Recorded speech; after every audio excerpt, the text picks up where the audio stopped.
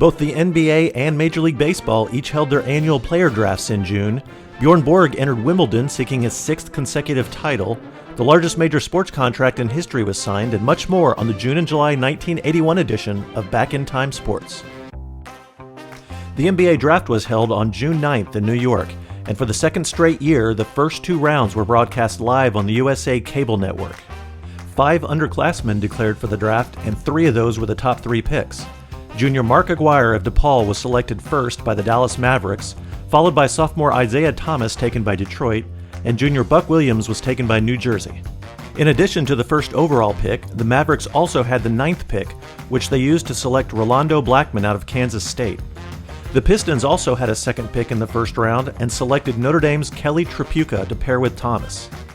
Several multi-sport stars were selected, with Wooden Award winner Danny Ainge selected in the 2nd round by the Boston Celtics. Each of the previous 4 Wooden Award winners were all selected in the top 6 picks of the draft, but Ainge is currently under contract with the Toronto Blue Jays that does not allow him to play professional basketball. The Celtics are optimistic that they can come to an agreement with the Blue Jays to buy out Ainge's contract.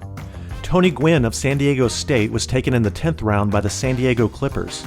Gwynn hit over 400 in his career as an outfielder for the Aztecs and was expected to be a high pick as an outfielder in the Major League Baseball draft. Kenny Easley, the 4th overall pick in April's NFL draft, was selected in the 10th round by the Chicago Bulls. The tallest player in NBA draft history was taken in the 8th round. Golden State selected Yasutaka Okayama, a 7'8" player from Japan. Looking back to the 1977 high school parade All-American team, 24 of the 40 players included were taken in this year's NBA draft, including 8 in the first round. Several other players were taken as underclassmen in previous drafts, including Magic Johnson. The potential Major League Baseball players' strike didn't prevent the annual June draft from taking place. The top pick was hard-throwing pitcher Mike Moore from Oral Roberts, and the 2nd pick was outfielder Joe Carter of Wichita State. Carter hit .411 for the Shockers this year with 24 home runs and set a single-season NCAA record with 120 RBIs. He also holds career NCAA records for hits, RBIs, and total bases. The 9th overall pick was Ron Darling of Yale, who pitched in one of the best college games of the year. In a regional playoff game against St. John's, Darling had a no-hitter with 16 strikeouts through 11 innings before giving up a single in the 12th. The runner stole 2nd, 3rd, and then home on a double steal to score the winning run. Darling's mound opponent in the game was Frank Viola, who was taken in the 2nd round of the draft. In addition to Moore in the 1st round, the Mariners also selected San Jose State pitcher Mark Langston in the 2nd round and Missouri outfielder Phil Bradley in the 3rd. Bradley was also the Tigers' quarterback and led the team to 3 bowl games, along with being named Big 8 Offensive Player of the Year 3 times and set the conference record for total yards. Bradley wasn't the only football player selected. Stanford quarterback John Elway was selected in the 2nd round by the Yankees, but has said that he won't sign if it meant giving up college football. Walter Bubby Brister, recruited by Bear Bryant to play quarterback at Alabama, was drafted in the 4th round but decided to forego college football for now, signing with the Detroit Tigers. Another multi-sport high school star, Jack Del Rio, was selected in the 22nd round by the Blue Jays, but has decided to play baseball and football at Southern California. Del Rio will be joined at USC by Mark McGwire, an 8th round pick by the Expos, who also opted for college. 12th round pick Roger Clemens chose the University of Texas over the Mets, but the Mets did sign their 13th round pick, Len Dykstra, who had previously committed to NCAA champion Arizona State. Junior Vince Coleman of Florida A&M was selected in the 20th round, but chose to stay in college. Coleman led the NCAA in both steals and stolen base percentage. Coleman is also a kicker and punter on the football team and kicked a game-winning field goal against the Miami Hurricanes in 1979. His cousin Greg Coleman is the punter for the Minnesota Vikings. Tony Gwynn, a 3rd round pick of the Padres, was also selected in the NBA draft and has decided on a career in baseball. As most observers expected, a Major League Baseball players' strike was called on June 12th. Last summer, the big question was, who shot JR? This summer, the big question was, will there be any more baseball this year? The owners had prepared for a strike by taking out $50 million in insurance. To the relief of fans, by the end of July, an agreement had been reached in principle, 2 days before the owner's insurance ran out. At least baseball didn't have to compete with the wedding of Prince Charles and Lady Diana, which an estimated 750 million people worldwide tuned into on July 29th. An All-Star game has been rescheduled for August, and the rest of the games will be treated as a second season. In some minor leagues that play split seasons, a team winning both the first and second halves get a bye in the first round of the playoffs. If the split season model is adopted, the first half winners, the Yankees, the A's, the Phillies, and the Dodgers, would already be qualified for the playoffs. 2 days before the strike, Pete Rose tied Stan Musial for the most hits in the National League with a single off Nolan Ryan for his 3,630th career hit. After the historic hit, Ryan struck out Rose 3 times, and then the players struck, so Rose will have to wait for the strike to be officially settled before breaking the record. Ryan also set a record before the players' strike. He walked the 1,777th batter of his career, breaking the all-time record. The Chicago Cubs franchise was sold by William Wrigley III to the Tribune Company for $20.5 million. The Wrigley family had been the majority owner of the Cubs since 1921. The team hasn't won an NL pennant since World War II and is already 17.5 games behind first place in the NL East this year. The Tribune Company owns WGN, which broadcasts Cubs games, and is one of the few superstations that is picked up by cable systems across the country. Why did the San Diego Chicken cross the road? To get to some minor league parks while the major league strike drug on. He's been keeping his schedule busy appearing at minor league games because, as he puts it, we chickens love the farms. In NFL news, most of the top draft picks have agreed to contracts with their new teams, with a popular negotiating tactic by the players' agents being used more often. Several Canadian football teams have opened up their pocketbooks to sign top American players. Montreal signed quarterback Vince Ferragamo, reportedly for $600,000 per year, more than twice as much as the Los Angeles Rams had offered him, and several first-round players in this year's draft have signed with the CFL, including the Dolphins and Steelers picks. Kenny Easley, the 4th overall pick, signed with Seattle after his agent had publicly said the Seahawks were in danger of losing Easley to the CFL. Freeman McNeil's agent also suggested that he could be lost to the CFL if the Jets didn't meet their demands. In addition to higher salaries, players who spend their first 2 years in Canada can come back to the NFL as a free agent. The Atlanta Falcons and Baltimore Colts may play an exhibition game in London next year. The Falcons' assistant general manager said the teams were approached in March by a group interested in bringing a game to London. NFL teams have previously played exhibition games in Tokyo, Paris, and Mexico City.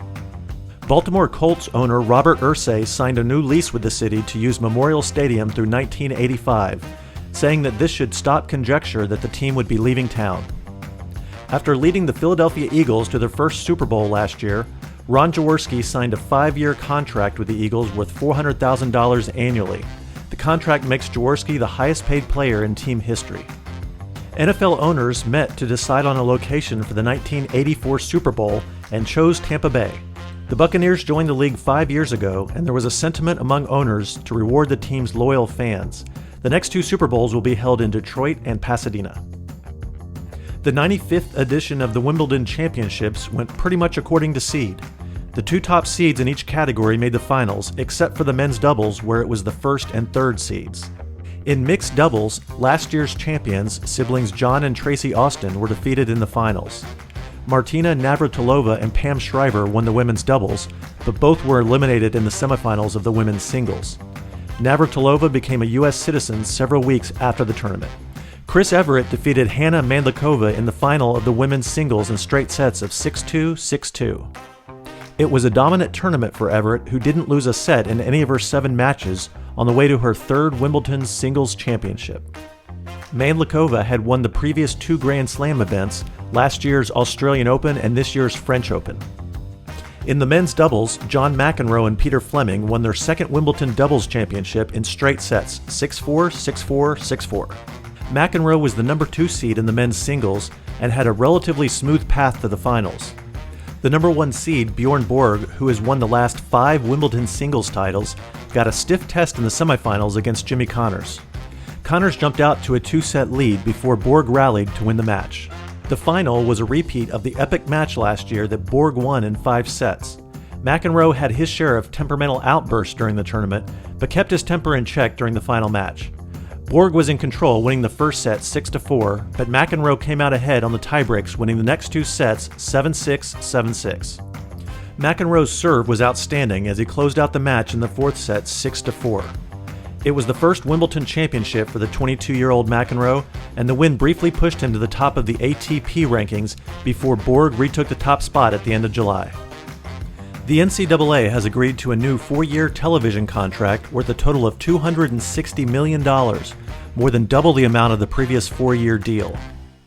ABC and CBS will share the costs and broadcast rights and will hold a draft each spring for the networks to select their desired games. NBC's bid for a primetime game of the week was rejected, but they may not be shut out quite yet. An organization of schools with larger football budgets called the College Football Association has been negotiating with NBC independently of the NCAA. Back in 1973, in an effort to keep many of the large schools from leaving, the NCAA members approved a compromise that splits its over 600 members into 3 divisions. Schools were allowed to choose which division to participate in, with 245 landing in Division I, 200 in Division II, and 225 in Division III. Schools that chose to be in Division I were allowed to play football in Division II, but could not vote on football-related matters within the division. Division II schools were allowed one non-football sport to compete in Division I, with basketball being the predominant choice. A playoff in football was set up for Division II and Division III to determine a champion, with Division I still playing within the traditional bowl system. It was clear after several years that the larger football schools were still not happy with the arrangement, and in 1977 formed the College Football Association as a lobbying force within the NCAA. In 1978, the Division I schools were split again into Division 1A and 1AA. However, many non-football schools were allowed to remain in Division 1A with full voting rights on football matters. In the last several years, the CFA has been increasingly concerned with the television revenue.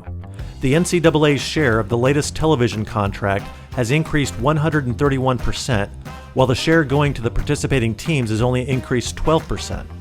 The NCAA distributes a large amount of money to underwriting televised football games in lower divisions and additional membership services. Many observers feel that the CFA and NCAA are headed toward a court battle, and an independent TV deal with NBC could be the catalyst. Back in Time Sports presents Turn Back the Clock. On this episode, we'll turn back the clock 20 years to the time before VCRs, Walkmans, Star Wars, and even Beatlemania. With the players on strike, we may not have baseball this summer, but back in 1961 there was plenty of excitement, especially in New York.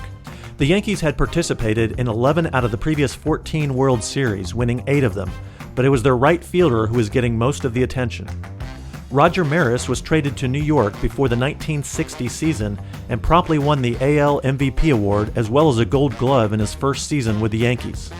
For the 1961 season, the American League expanded from 8 to 10 teams, adding the Los Angeles Angels and Washington Senators.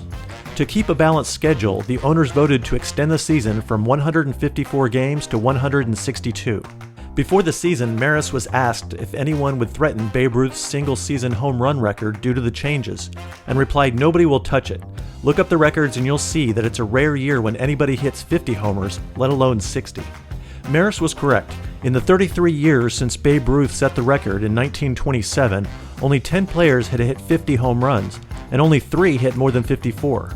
But by July, baseball fans began to seriously track Maris's progress, and Commissioner Ford Frick ruled that in order to establish a new record, it would need to be done in the team's first 154 games. Otherwise, the accomplishment would be shown separately in the record books with some distinctive mark next to it. At the 154-game mark, Maris had 59 home runs, short of the record. However, a week later, he hit number 60, and in the Yankees' last game of the season, he hit number 61. Despite the ruling from Frick, the asterisk next to his total would fade away after a couple years, and Maris is officially considered the single-season home run king. During the last 20 years, only 2 players have hit more than 50 home runs, with the latest being George Foster in 1977. Maris now lives in Gainesville, Florida, owning and operating a beer distribution business. Incidentally, the ball that Maris hit for home run number 61 was caught by Sal Durante, a 19-year-old from Brooklyn. Durante offered to give the ball to Maris, who in turn told him to keep it and put it up for auction.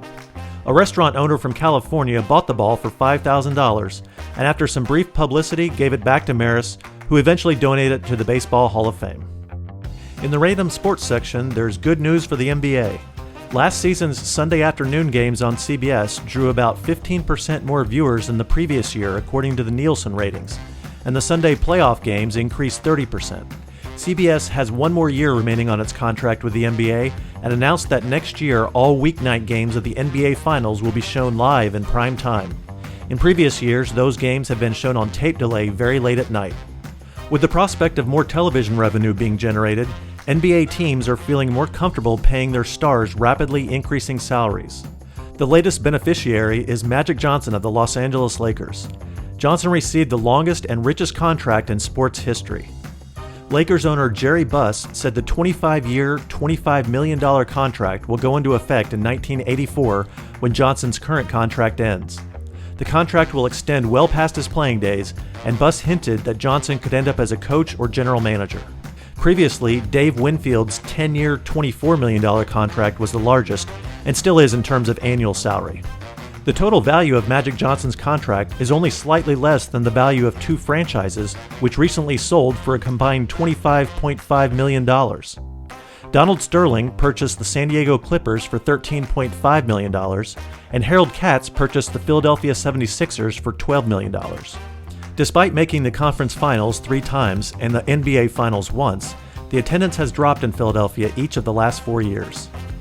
Pleasant Colony, the winner of the Kentucky Derby and Preakness Stakes, was attempting to be the 12th Triple Crown winner at the Belmont Stakes in June. He started the race as the favorite, but was in last place after the first half mile. After a mile, he had climbed to 6th, but a late charge only moved him to 3rd place, 1.5 lengths back of the winner, Summing. A $2 bet on Pleasant Colony to show only returned $2.80 at Belmont, but at a harness race in Maine, a $2 bet paid quite a bit more. A horse named Rod's Faybill went off at 681 to 1 odds to win, then promptly won the race to pay $1,365.80 on a $2 bet. That's all for June and July 1981. Looking ahead to the next episode, we'll highlight the start of the NFL and college football seasons, the finish of the strike-shortened Major League Baseball season, and much more on the August and September 1981 edition of Back in Time Sports.